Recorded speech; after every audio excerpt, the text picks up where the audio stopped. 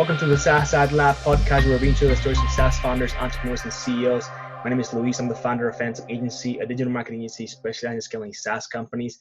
And today I have the pleasure of interviewing Josh. He is the founder and CEO over at Referral. First of all, thank you so much for being on here today, joining us from Machu Picchu. Just kidding, but again, thanks for being on Great here. Wi-Fi. Great Wi-Fi here. Yeah, you got your own little hotspot. But to get started, Josh, why don't you just tell us a little bit more about, how everything kind of came to be? Where did you get the idea to create Referral Rock, and what drove you to actually executing that?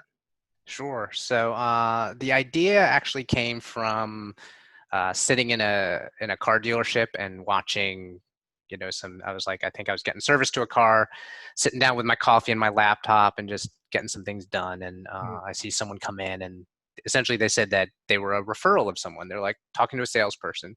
Salesperson had the blankest look on his face, had no idea what was going on. And then it probably all transpired over 5 seconds, but it looked like an eternity. I'm just like, Yeah. people watching.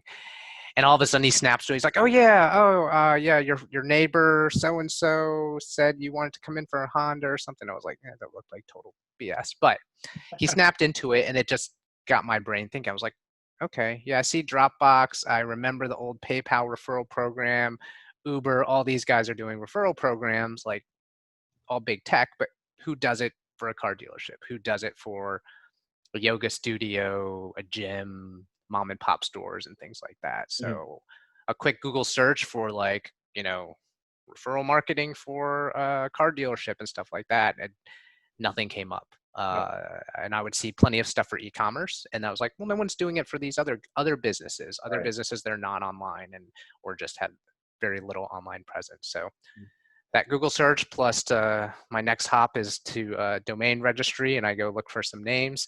If the idea sticks long enough, I actually buy a name, and it probably happened within a couple days, and that was the first impetus of the idea. Cool. And what were you doing before? How easy was it for you to just drop whatever you were doing to start working on this? So I come from a software development background. So I had an engineering degree and worked in software for many years. And if we don't trace back too far, but I did that for a while. And then I had a different startup that was a very early SaaS called Ubernote that was trying to be a Evernote. It was Evernote before Evernote. So we actually, I think, launched our online stuff even before they did. But without funding and without, I think this was around 2008, 2009, and everything just kind of tanked. Yeah, and I was in a position to where after that I picked up some software consulting here and there, and when I came across this idea, I was kind of like had some contracts that were just dwindling along, and it was like, okay, let me try to get back in the game again. So did you drop everything? Like, did you just, not obviously it's going to sound worse the way I put it, right? Did you just take everything off and then started working on Referral Rock, or did you kind of do it like as a side hustle in the beginning just to like get things going, and then once you notice, okay, like there's definitely something here to completely go after? Yeah, it was definitely a slow roll. I mean, this was probably from, if I look up at the domain registry, it was like December of 2013 when I bought the domain. I probably didn't start like even just prototyping or thinking of screens and stuff for at least a few months. And it was just like, when you start, when I started to have an idea, you have other things going on. You're just kind of like, oh yeah, well, let me riff on that a little bit. Let me do a little bit of work on that. It was definitely not one of these like take fire, drop everything, go. And I don't know if it ever really is like that for anyone, but it definitely wasn't for me. So a slow roll, and honestly, the timeline from that to like a beta was probably like a year, because it would just be nights and weekends, just tinkering around. Some weeks you'd work on it, some weeks you just kind of let it sit. In the midst, I tried to do some custom developments, tried to ask, just got connected with my accountant and other people and just asked them what they thought of the idea. But it was definitely a slow burn for probably about like a year. Cool. And how did you get your first, couple of customers to start getting this swag style? Like you said that you were asking people for their feedback, but does that mean that you were putting the product in their hands and getting feedback from them specifically after they used it, or just running ideas by them? And because one of the things that I see a lot of the time, way more often than I ever thought, was a lot of people start off with an agency and they realize there's a problem with the people that I'm servicing, and then they create the product that is essentially funded by the agency, right? Right. So Right. a pretty smooth transition. Eventually, most of them just leaving the agency behind. But in this case, you had your consulting services, which I don't know who you essentially were working with as far as the software, consulting, but you started working on the project, and then you were asking what seems to be your personal connections for feedback on it. How did you get the people to actually, like, did you ever go up to that car dealership that kind of sparked your idea and tell them, hey, I built this because you actually inspired the idea, so I want you to try it out even if it's for free? Or how were you working around the product to make it suitable for whoever you thought it was going to be working for? Sure, sure.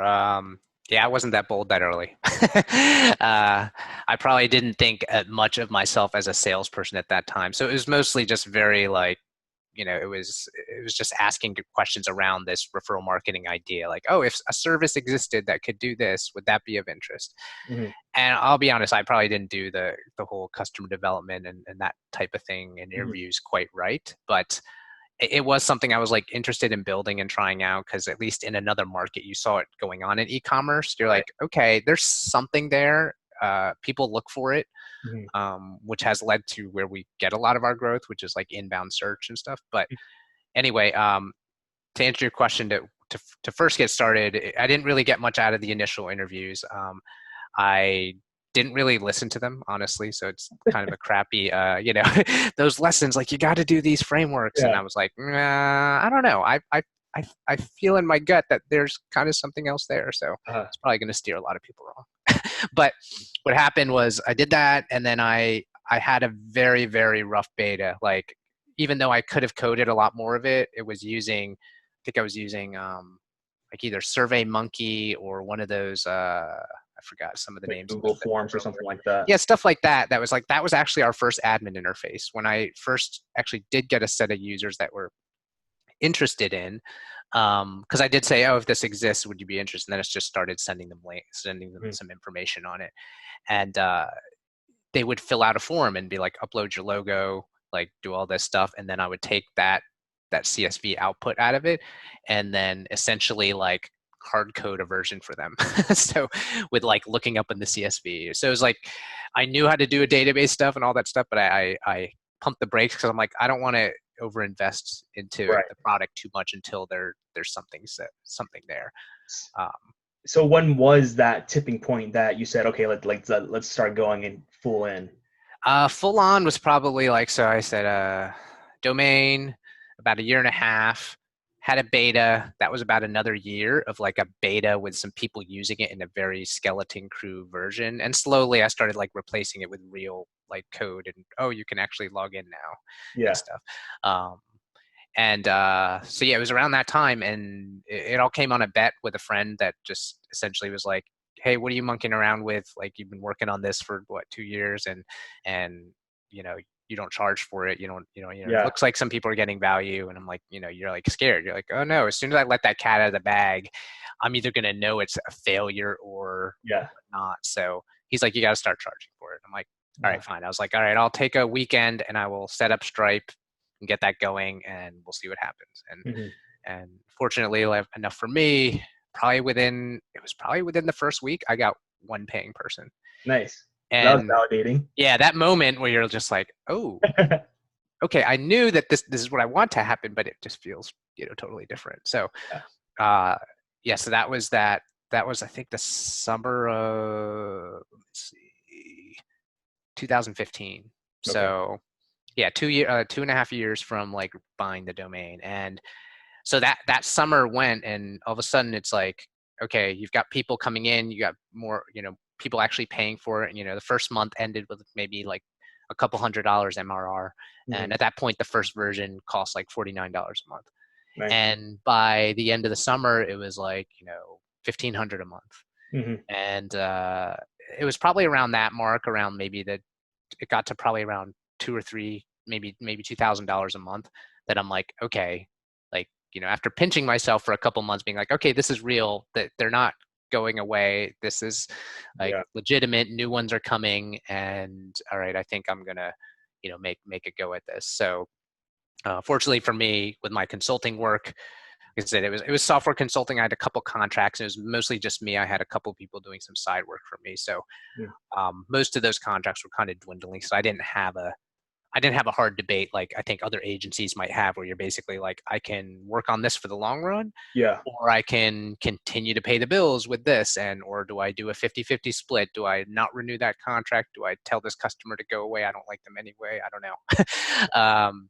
Yeah. So for me, it wasn't much of a debate. I think that work was kind of dwindling. I just didn't have to go hustle for more. And I'm like, okay, my mind is, I want to be working on this. I see it as a seed that's starting to sprout. Let's continue to feed it. Oh, and it was good because it like as soon as this one, right, Referral Rock started to pick up, the other one kind of started coming down, which is kind of you probably would have guessed since you're putting more of your effort on the other one, which is good, but that's pretty interesting. Um, so If I so could have engineered it that way, that would have been the story. But I can't. I yeah, can't. I can't take credit for like, oh yeah, I planned this out perfectly by month 2. yeah. You know what? I got lucky. So. So now you said 2015. That's when you went all in. You're about 5 years in with Referral Rock, right? Um, what's been the biggest challenge that you've faced so far? Like, and another question too is, when did you realize that you needed to start bringing people in, if you did bring people in to help you with the workload?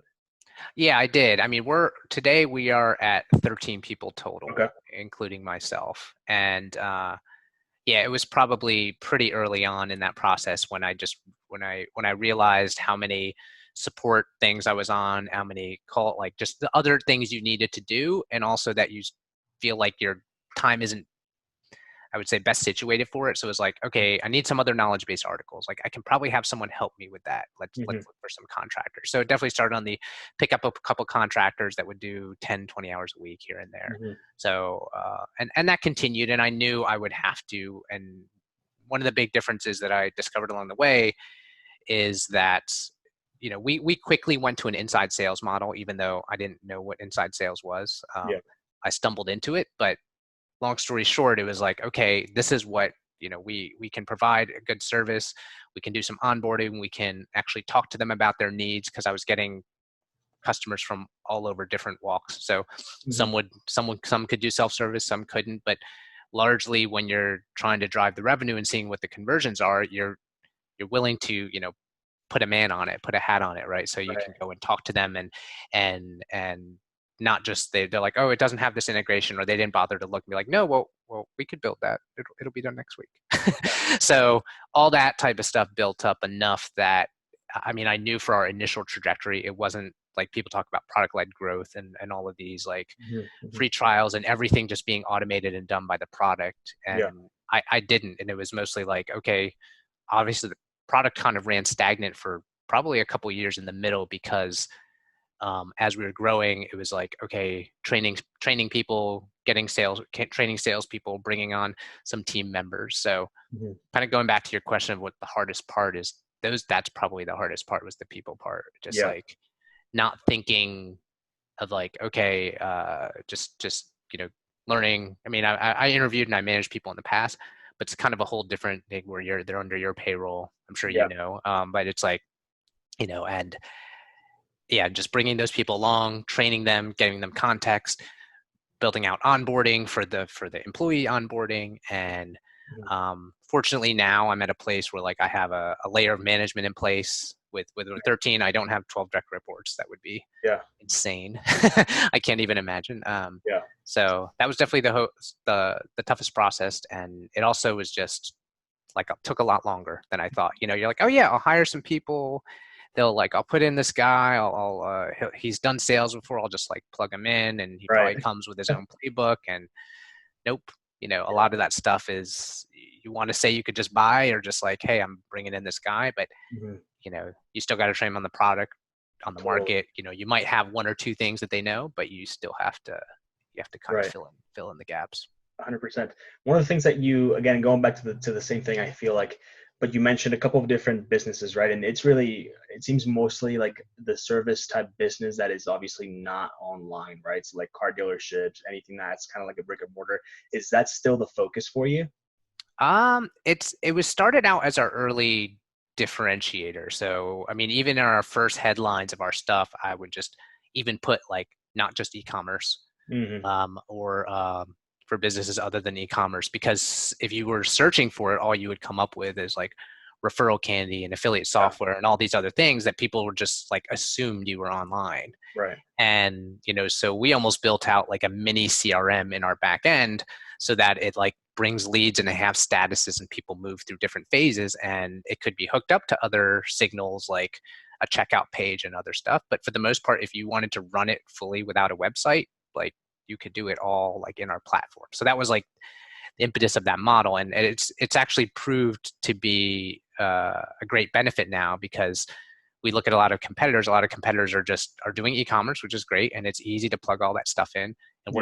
we're doing all the other hard stuff that other businesses that don't have that, like Right. They want to easy benefit from transactional. they want to Right. benefit from the same service, but they can't because nobody else does it. Right. So we dug ourselves deep in that because that's where we saw something, and now it's like people are coming and it's like, oh, I could use that. And it's like, oh, I don't need those other things. Oh, you do hook up with Salesforce and HubSpot and all these CRMs and can take the signals out of those to show when a deal closed and then issue the reward. Like a lot of the people that were, I would say, in the like the refer a friend types of software generation before me were mostly focused on e-commerce, which is fine, and widgets and those things. And we dig deep into like a member that joins a program has this full portal experience, so they can go in, they can do things, they can see different and new things to share, they can go ahead and manage how they're getting paid out, or if they get a set of coupons, can see them in there. So instead of just being a widget, we dug deep on this other type of customer profile, which Right. has led to B2B customers, which has led to I couldn't say I knew exactly where that was going. I just saw like a market position that Yeah. was available that no one was Yeah. really doing much for. So, Nice. As far as new customer acquisition, what is the main effort that you guys are currently using for that? Are you still doing the inside sales? Are you doing inside sales with some advertising? What kind of marketing initiatives do you guys have? from the marketing side, it's predominantly all like inbound and content marketing. Okay.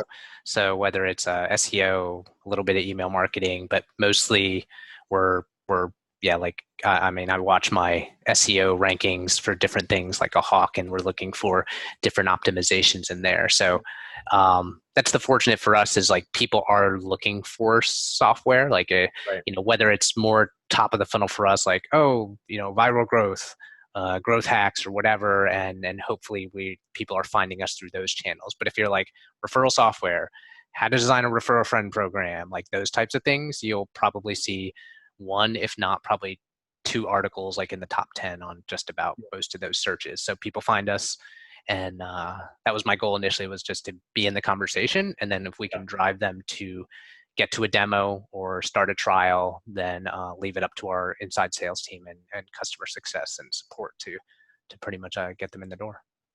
That's pretty awesome. If you could, we'll switch over to a couple more personal Sure. questions as far as running, scaling a business by yourself, obviously with your team now. But if you could do one thing, if you could have one thing for Referral Rock right now, like what would that be? What do you mean, like one feature, one like? Any, if you could just change one thing, what would it be? Geez. If I was to change one thing, I don't know. It's probably one of those things where you can't know what the path. You only know the path you took, but Mhm. knowing what I know now, I probably would have invested more in product and another marketer earlier. So right now, I still lead up the marketing team, Mhm. and honestly, I'm at the point where like there's there's just there's a lot of jobs to still shed, right? Like I have great generals in certain positions like customer success and sales, and a tech lead that's awesome, and all of those fill out well, but I'm still left with a lot of other roles. And if I started earlier in those seeds, knowing like, okay, we're going to be here at that point, I probably would have hired other people that were in more leadership positions earlier. So Mhm. right now I'm kind of a little more hamstrung with stuff like I'm still managing a couple people Yeah. in marketing. I'm still managing a person that is doing product design. I'm also managing all those other people. So Mhm. it's hard. It gets hard to move, right? Like it's like I wish I had a little more breathing room, but I'll get through it. It'll just take a little longer. Yeah. What do you enjoy most? I mean, you're obviously a software, engineer, but is that what you like now? Because like once you start your company, right, you get a taste of pretty much anything out there. Like you were probably designing like the logos at the very beginning. You probably did like email copywriting, whatever it may be, Right. right? Like you were doing like a little bit of everything. So like, is Mhm. that still your passion, or what is it that really drive? Like, what do you like? If you could pick one thing to do in the company, what would that be? What I'm doing. So I like what I'm doing. I think if you broke me down into pieces about what I like the most, it's just like building Mm, building things, building anything. So um it's funny. I see the same thing in my son and in his like Lego creations and all kinds of stuff. And you yeah, just see him. He gets like in it. He'll sit there. You won't hear from him for hours and he'll just be like that. And that's awesome. me here in my office. So but for me, I view it all the same. Like whether I'm viewing like building this company has been extremely rewarding. Like the people Yeah. and the culture, we're doing it. Like I said, we're all remote, so there's certain nuanced things that we've figured out and making all this process work. Mhm. Um, and like I view it as building, like no different than software. It's all like design and having empathy and understanding user intent and understanding like, Mhm. okay, if we put this project management things in place and these are the rules of how you move a dev item around, you have to think about, okay, how does it affect everyone, what happens when this happens. So it's all building and kind of designing systems. Right. So for me, whether it's doing a database or whether it's like building this culture and this hierarchy and how people interact with me, how people are interacting with each other as a company, like I get, I don't know, I feel like I'm in one of the luckiest positions to kind of handle your own fate, but at the same time enjoying, day to day what Cool. you're doing.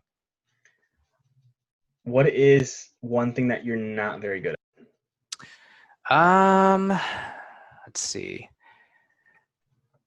I don't know. I think giving advice is I'm not very good at because I like tend to, like and a maybe this is, consultant? yeah, because I think I'm too honest with some of the things. Like I'll just keep talking about, we're talking, and I have a million things to say on any two words you probably give out. Yeah. And it's probably kind of being a better storyteller, kind of distilling some of the ideas down, the structure down. I mean, I know what those things are, but despite I might like, you know, say way too many things. So even when I was a consultant, it's tough. It's like, oh yeah, you're like gonna talk yourself out of a job, or you're gonna be like, Right. yo, this really won't work for you. And so yeah, I think giving advice and probably that storytelling. I think I probably talk a little too much and too elaborate. Like if you see my copy, it'll be like pages and pages and pages, and it's like Some so long hard. form copy. Yeah, so hard. But I don't want to write that way. It's like, Right. but then got to whittle it down, right? And you got to get it down. But then I have this pack rat thing, like so I have my Asana and OneNote and all these other note stuff like stuffed with things because you Mhm. don't want to throw anything away either. So Right. um, whittling that down is definitely probably like the hardest thing for me because I got a million ideas, but just trying Yeah. to say it in like a couple statements. How do you work towards managing your work-life balance, or what are your thoughts around that? Sure. Yeah, I mean, I think constraints are a big part of it. Like they actually help you.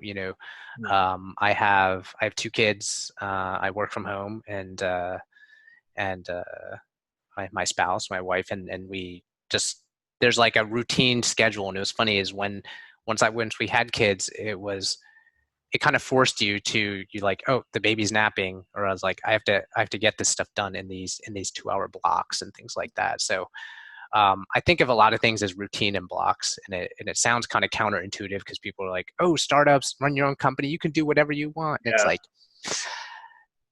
that it's like this creative freedom of like a video game. It's like a video game's no fun if you're just kind of walking around. There has to be Right. these like Structure. side quests and all kinds of different. There's a narrative going on, but it gets boring if you're just like freely running Yeah. around. So I have a lot of structure in place. I have a lot of routine, Mhm. but there's still a lot of wiggle room for things. Like I have certain exercise activities on certain days, certain times, meeting people, and if anything, the holidays really screw me up because it Yeah. disrupts all that schedule, right? So, Yeah. but we have it all like kind of, again, I'm thinking of it like a recurring system, whether it's like what's recurring on a month basis, what's recurring on a week basis, that type of thing. So I have like one-on-one meetings set up different times. Normally I used to have Wednesday as a full block of like, don't schedule any meetings and kind of Yeah. let that be kind of a free work day, I can Cool. get in deep on things. But Mhm. honestly, I probably haven't been very good on keeping that up due to just like Yeah. pushing too hard on some other areas. So that's definitely I want to get back to, but I think it goes in cycles of reflective periods and then realizing you're running yourself into a wall, and then you're like, okay, I got to step back and like Yeah. make changes or reread the stuff that I said I was going to do, and Yeah. get it straight again and set my priorities again. Cool. Cool. What is one SaaS company that you look up to? What's a SaaS company I look up to? Probably the one I've been looking up to the most is probably DataBox. Okay. Actually met the CEO a couple times, and he's really helpful, and just we've talked shop a lot, but seeing what they're doing in the market and seeing how they're growing, and yet they're also still very like they do a lot of customer support and a lot of they do a lot of giving first. Like if you're an end customer, I feel like they do it the right way. Yeah. If they're doing a product led thing, they're letting their product scale. They're also doing a lot of inbound like me. So there's a lot of traits to see. They're definitely a few steps ahead of us in terms of like revenue and headcount and stuff. Um, but yeah, Well, that's what and you want, though, right? That's where you can learn from. yeah, and not yeah. You can't. It's hard to learn from the guy that's at $100 million because this different problems, right? Totally. But you want the person that probably was in your shoes within the past year or two, Right. Right. because times change. It would have been different some other time, and I feel like people get to certain stages faster. But there's different ways to talk about stages, like revenue, headcount. Are you remote or are you on-prem? Because like that's different. You have to do Totally. different things at different levels. But I feel like they're a good one that I can look a few steps ahead and see what they're doing, and also enough that I can contribute to help them too of things I've seen as well. There might be some shared benefits there. Totally. Definitely. Couple last questions here. Where can people find you online, Josh? I'm pretty active on Twitter. Okay. So JLogic, JLOGIC on Twitter. Well, there you go. Go give him a follow, engage with him. And last question, Josh. Do you have any questions for me? Um, not too many. I mean, I know stuff. I know a little bit about your agency. I looked up some of those things. Like what are good fits for you in terms of like customers, and what stage of a Yeah. SaaS are you looking at that's a good fit? Typically, we work with mid to late stage. Just they have their sales process down. Everything's already there. They just need that little bit more fuel added to start acquiring more customers. That's really the sweet spot for us, is where they've already kind of cracked the code, and now they're just trying to get to that next level. We've worked a couple of different times with more early stage companies where their sales process wasn't as put together. So it's hard to throw a lot of money at that if it's just going to go to waste, right? So we don't really want to do that. But aside from that, it's really just a lot of marketing technology, right? Which is obviously you're aware of that, but anything like the email verification softwares, design companies, Referral Rock would be a good one on there too. But just anything like that. Like putting all those practices in place that they were so worried about the product doing other things, and their marketing debt or their like tech operations aren't quite up to par where Right. they should be. Totally. But yeah. What's your best tip?